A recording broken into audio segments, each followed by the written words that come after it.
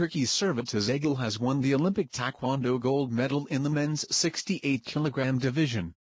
The 23-year-old Tezegel is the world #1 and defeated Iran's Mohammad Bagheri on 6-5. Tezegel was often in attack mode, throwing combinations of spinning or jumping kicks. But despite the acrobatics, Tezegel rarely scored, unlike in the rest of his fights on Thursday.